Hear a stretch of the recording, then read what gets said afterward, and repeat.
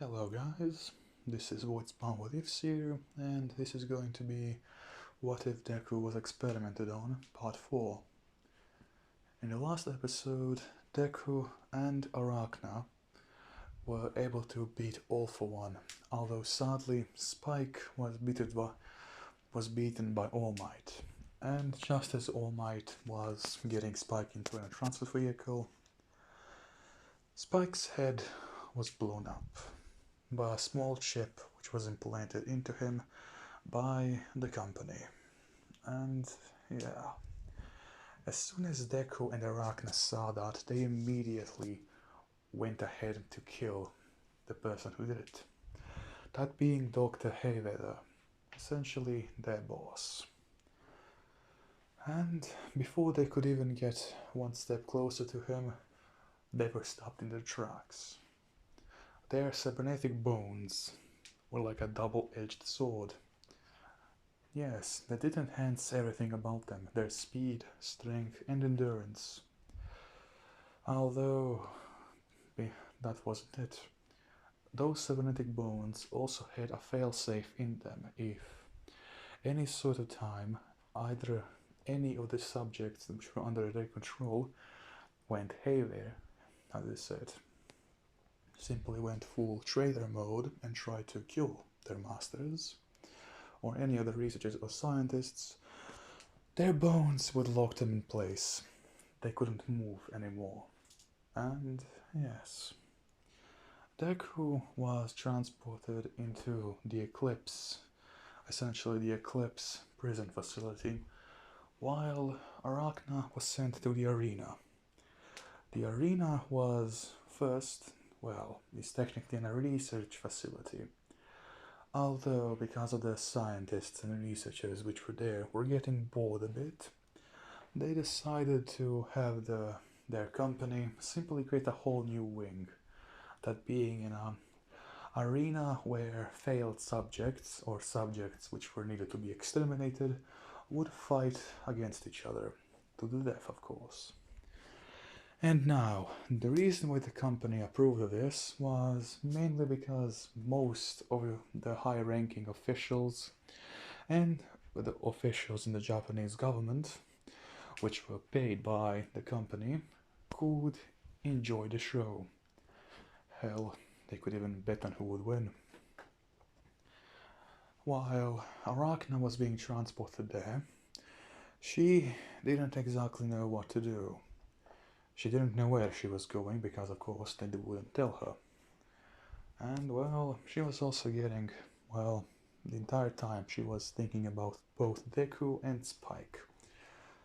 Spike being her father figure and Deku being, her best friend, someone who she knew since childhood. And also someone who, she loved. And, because she didn't know if she could ever see him, she was sort of, reminiscing about how she never got to tell him that she loved him. And now, going back to Deku, with him essentially having the exact same thoughts as her. And, Deku was being sent to the prison facility, simply named the Eclipse. The reason why it was named the Eclipse was because of a certain subject which was in there, with her quirk being able to block out any sunlight in a radius of a kilometer. So yeah, that's why it was called the Eclipse. And that subject, that subject's number was 357, or her code, or how they used sorry about that, guys. Or how the researchers and the scientists in the facility called her Monster. And if any of you guys are wondering who this is, this is the one and only Eri. Yes, now in this What If, Overhaul is actually a part of the company, And well, since he really had at this moment no use for Eri, because yeah, the grandfather who adopted him, that being the leader of the Yakuza, yeah, he was actually killed by Overhaul, along with everyone else. Because the Yakuza actually tried to, well, how do I say this? Break out several of the subjects which were in the company's care. And the company simply, how do you say, contacted Overhaul and asked him what if he was willing to join them if they did something for him. That's something being that Overhaul got a whole plethora of test subjects to do his experiments on. And that's exactly what he did. Although he told them not to kill Eri, because he wanted to have some fun with her. Like the bastard he is. And yes, Eri at that point was only 2 years old, as she saw both her father and her mother getting killed by Overhaul. Because I believe that she awoke her quirk when she was 4 years old, so yeah. She didn't kill her father yet, but she watched as Overhaul did. And now, after all of that, Overhaul took her into, well, essentially the experimenting area of the Eclipse facility. Also keep in mind that this isn't like happening like right now. Like Eri was the entire reason why the Eclipse prison facility was named that. So yeah. And as Eri was experimented on, she was given 2 new quirks along with several other genetic material. Now, her first quirk was called Vampire.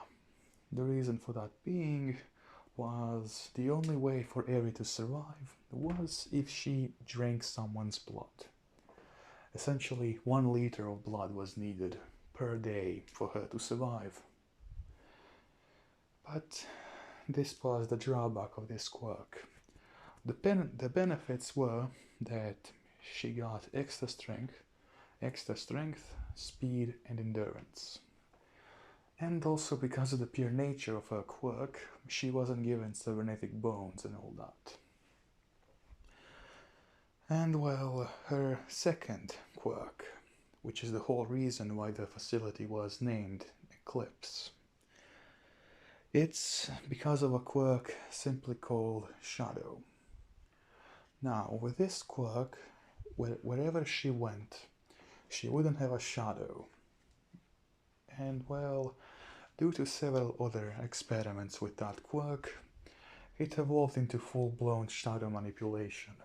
And yeah, with one of the side effects being that wherever she went, she would subconsciously completely darken the area in a 1 kilometer radius.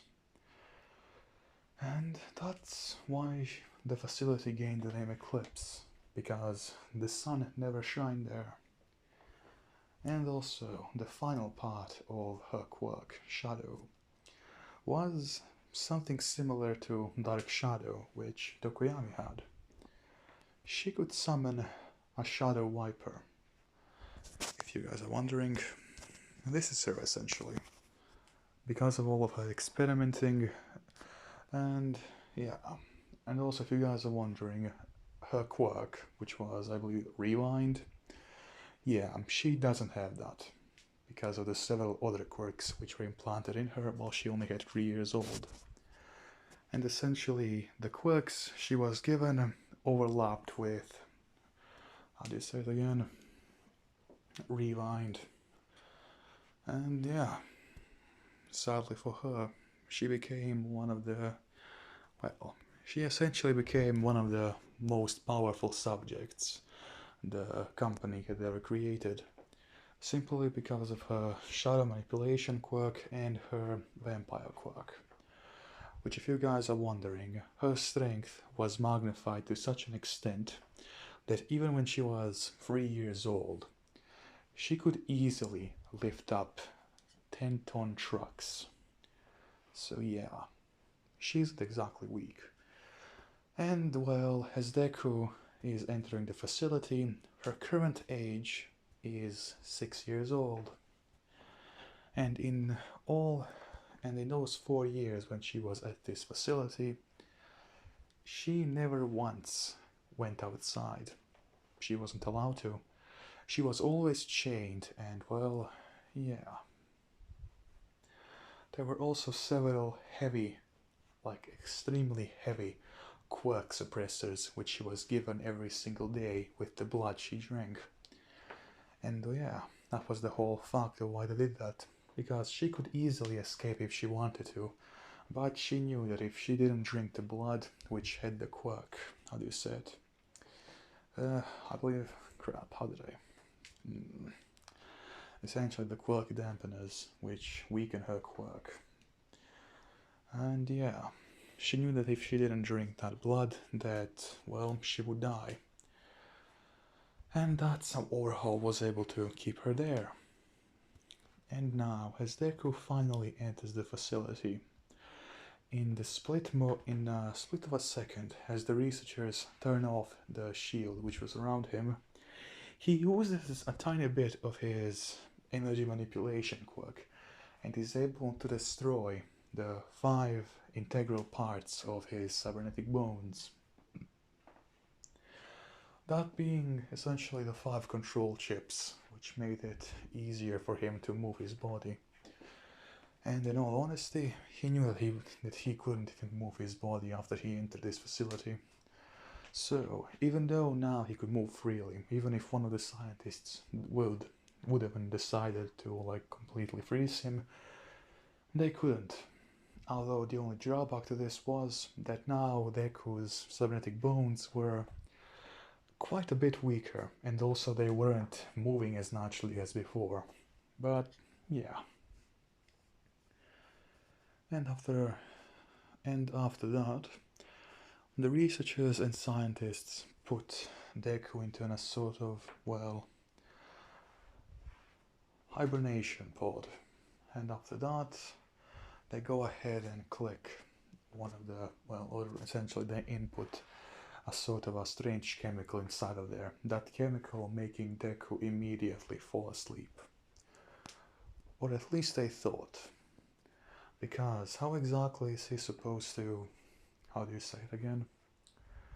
Ingest or even, how do you say it? Sniff, as weird as that sound, that chemical. Because he didn't have, that is, he did have a nose and a mouth, but the only problem was, that was it. The only organs he had were his lungs and his brain. That is not what the hell I was saying. He had his brain and 2 hearts, with one of them being a cybernetic one. And yeah, he simply pretended to be asleep, or to be completely unconscious. And that's when the researchers left. Although before leaving, they left 4 robotic guards, which were, well, let's just say that these guards were made out of titanium, so not exactly easy to destroy. And well, yeah. Now we're going to go ahead and move to Arachna, or Shota. Now, as Shota is being removed from her restraints, she is placed into a sort of an elevator.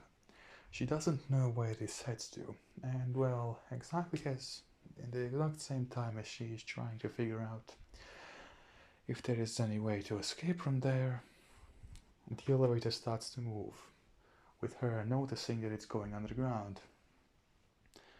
And yeah, as the elevator doors open, she is met with essentially an entire crowd cheering.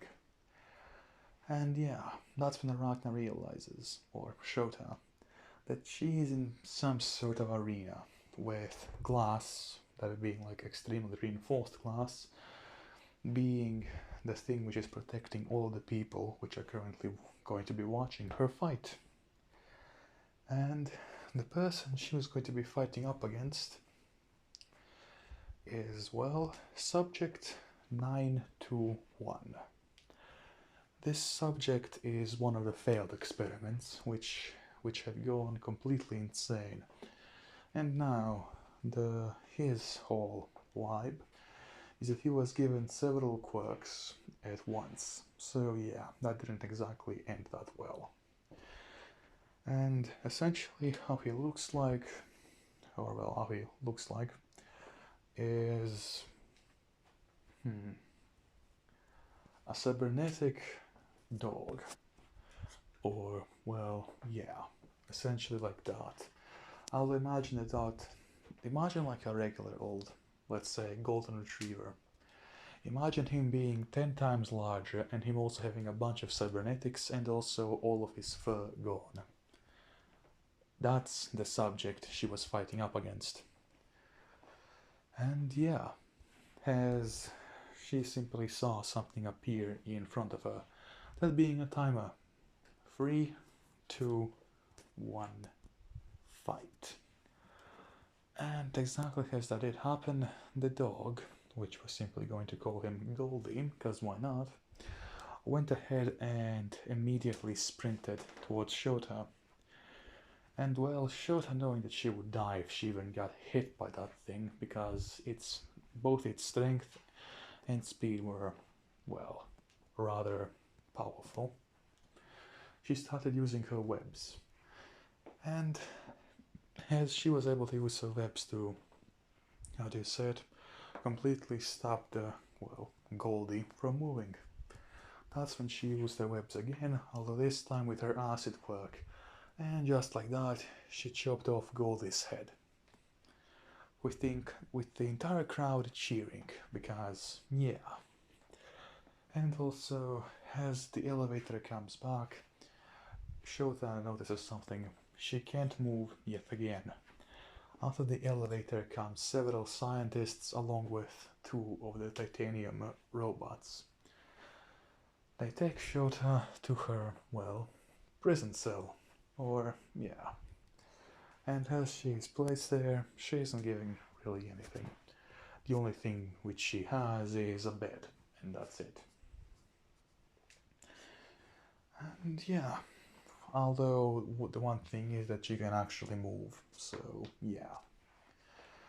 She simply gets on her bed and, yeah, she doesn't exactly need to sleep, but she sometimes simply closes her eyes for several hours to, yeah, get a hold of the entire situation. And now, as we go back to Deku, he notices something. That being that the scientists and the researchers which were there simply are carrying someone else in the same type of pod where he is. That being a little girl with red eyes and black hair. And as Deku sees her, he also sees that she has, well, a lot of wounds on her. Those wounds being a bunch of, well, rather deep cuts and incisions which were made on her body. And that's when he also sees the man who also greeted him when he first came into the facility. That being Overhaul, who was carrying some notes with him. And yeah, as they leave, Deku is simply wondering who that girl was. Because Deku is currently, I believe that I said he was 14.5 feet tall, or no, 12.5 feet tall. So yeah, he was simply wondering who that 5.2 feet girl was. And yeah, and he was also wondering what the hell was that doing to her. Because even though Deku is a horrific monster, or at least as the world sees him as, he actually cares quite a bit about other people, at least the people which aren't trying to kill him. And yeah, he doesn't exactly know what to do, because if he tries to escape, he won't be able to, because even though he was able to beat All For One, currently his quirk is being suppressed by, well, the same injection which Eri had. So his energy manipulation quirk is completely useless, and he doesn't exactly know, and well, he's currently sorry about that guys, trying to figure out if he can fight against the 4 titanium robots which are currently in him in his room. Or prison cell, more accurately being called. And well, just as he is thinking about that, something happens. A red light along with an alarm starts to go off. And now we go to Overhaul, who is currently speaking to one of the other scientists, with Overhaul simply asking, "What the hell is going on? Why has the alarm activated all of a sudden?" With the doctor, who is simply going to be regarding as Dr. X, replies, "There has been an attack on our facility, sir. Several heroes, including All Might and Endeavor, along with the Japanese army, were somehow able to follow us here." With Overhaul replying, "Release the subjects, or at least the ones which don't have, well, any sort of bit of intellect into them. The failed experiments make them, well, how do you say it? Make them take their attention away from us for some time. We have to get the other subjects out of here then." Truly a shame, but still, the facility was getting a bit old anyway. And now, as we move to All Might and the other heroes, who are currently fighting against several of the titanium robots. And now, exactly as All Might is about to punch one, something else happens. That robot gets stepped on by something. That something being the subject which I was talking about when Deku got his, well, quirk, mutation quirk, which was the Dragon Scales. Subject 1021. That being essentially a giant dragonoid-like creature with 8 legs, 6 wings, 2 heads, and it also had its, how do you say it, mouth was on its stomach. Yeah. After that, several other subjects arrived. Thus being several subjects, simply their number being 725, they being essentially like harpies. So yeah. Them and also some subjects which were essentially zombies. Yeah.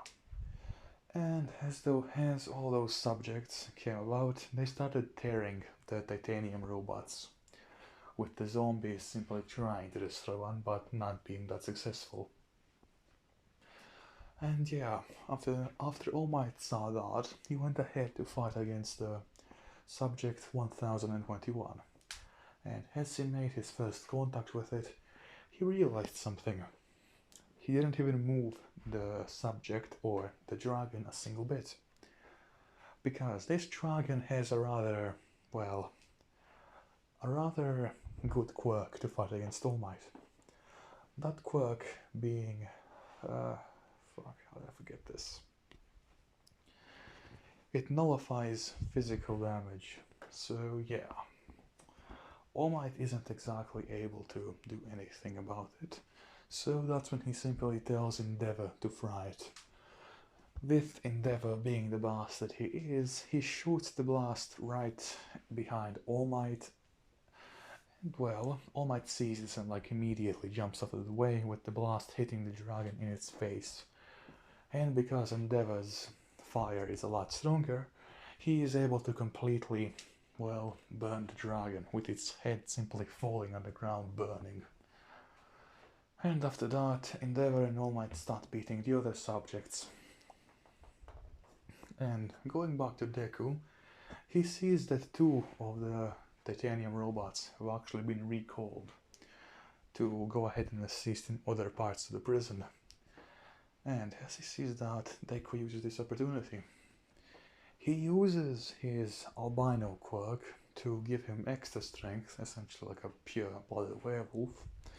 And then he also uses his dragon scale quirk, which completely covers his body, head to toe in extremely durable dragon scales, which, like I said, even All Might can't do that much against. And these ones are even stronger than the dragons, because they were further, how do you say it, empowered by the albino quirk. And now, Deku completely destroys the chains which were binding him, along with the pod where he was. The titanium robots immediately sprawl into action, with both of them having energy blades, which are, well, go ahead and try to hit Deku. Although Deku is able to dodge. Deku uses his arm, that is being his own arm, along with his, how do you say it, dragon scale quirk, to make a blade on his left arm. He cuts off the robot's arm, which had the energy blade on it. Then he takes the energy blade and, well, decapitates the robot, with the robot falling to the ground with its main processor being, well, completely destroyed. That's when Deku takes his attention to the second robot, which actually was able to shoot an energy blast towards him. Deku isn't able to dodge this, although his armor takes the brunt of the damage. With it being actually pretty durable, Deku doesn't feel any sort of damage on it. And that's when the titanium robot, which is still operating, takes its energy blade and goes ahead to try and slice at Deku. Deku is able to dodge, and that's when he uses the energy blade, which he took from the destroyed robot, and is able to slice the robot in half. And now, with that being over, Deku, well, breaks through the gate which led into his prison room, and just as he does that, he sees essentially the zombies, those subjects, eating both the researchers and the security which are trying to shoot at them. And now, these zombies, even though their strength level is like a normal human's, they have a regeneration quirk. And yeah. So they're actually quite hard to destroy, if not like flames or anything which evaporates them. That's why the security is currently being overrun.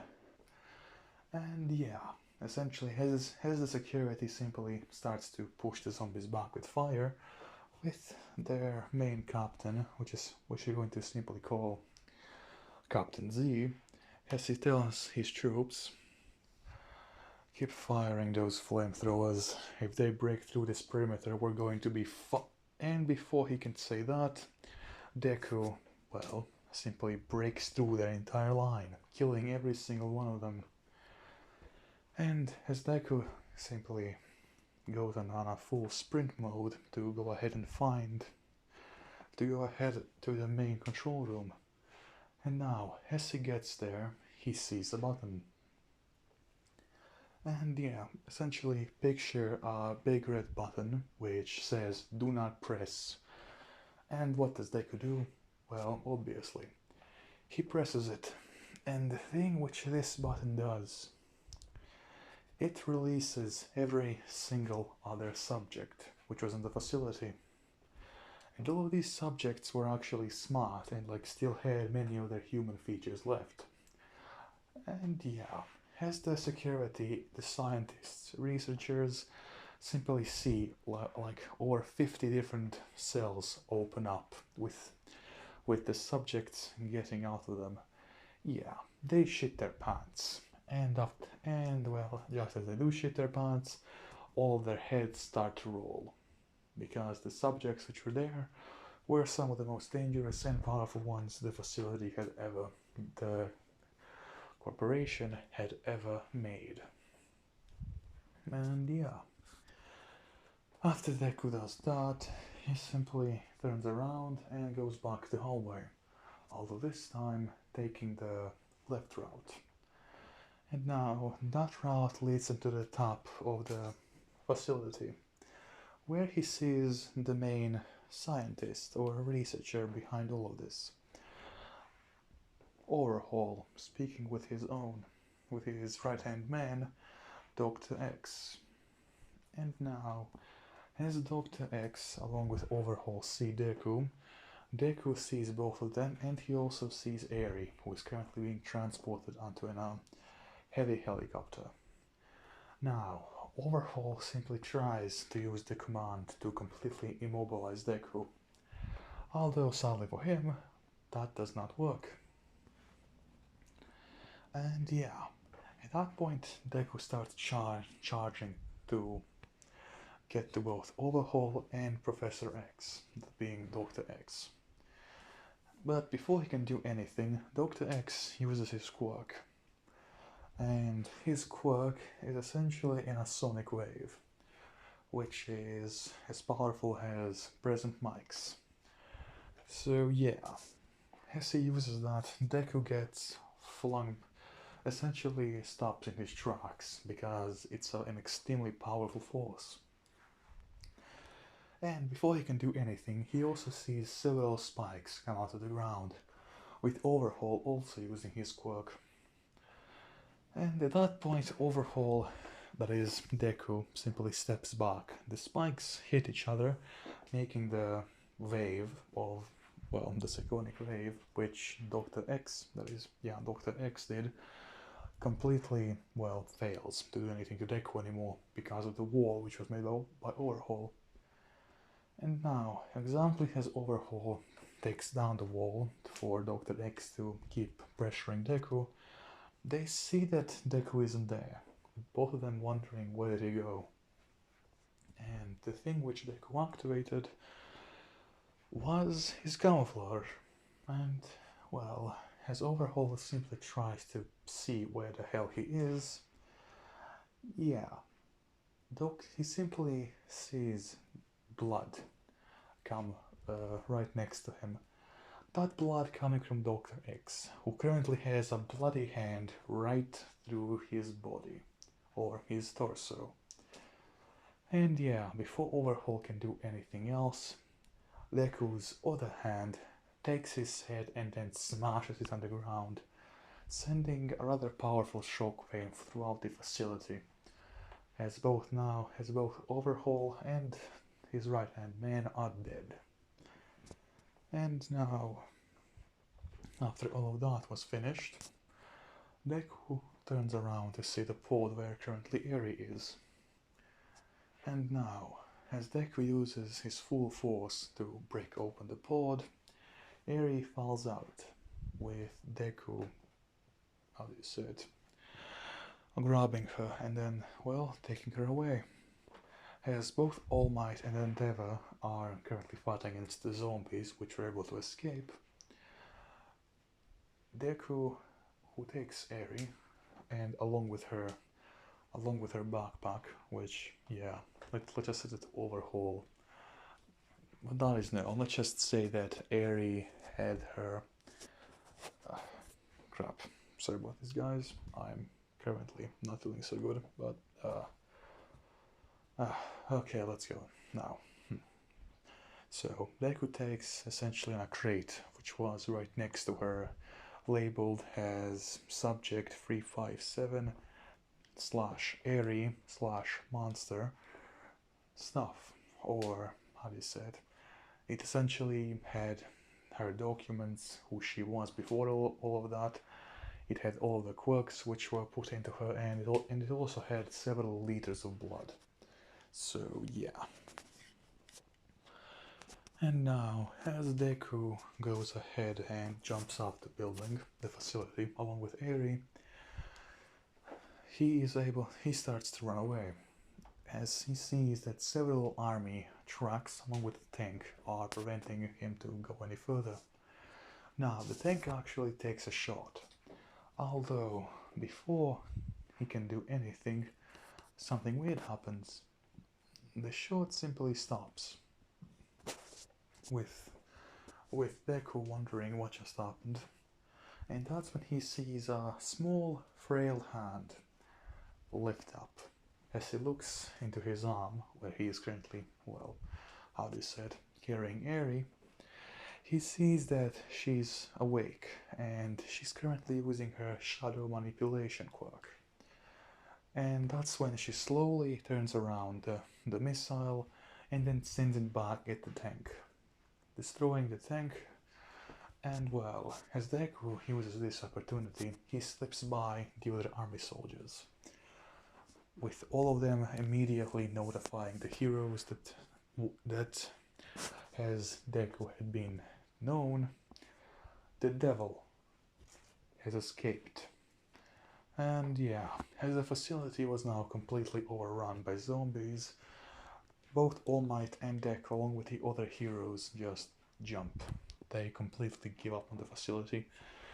And yeah, that's when the army comes, and they essentially blow up the entire thing with missiles. And that's when All Might gets news. The devil, aka Deku, has escaped. Now, he's extremely bummed out by this, but not that much they can do now since he escaped. And furthermore, in the forest, Eri is currently being treated by Deku, with all of her wounds being patched up and taken care of. And that's when Deku simply asks Eri, well, this. So, kid, who exactly are you? With Eri responding, my name is Eri. I was here since I was 3 years old, and before she can say anything else, she simply starts to, well, crying an entire river out, actually, with Deku simply shutting up after that, not asking any further questions, and simply embracing her, because he knows how it feels to be experimented on and given quirks to him, along with other, rather, probably not good things. And yeah, after that, as Deku simply takes Eri into his hands and slowly starts moving away, because he doesn't know where they took Shota. He has absolutely no clue where she is. So he simply starts going in one direction. That direction being another outpost which the company has. And his thought was that he's going to kill every single person there except the head researcher and ask him where they have taken Shota, aka Subject 0172, Arachna.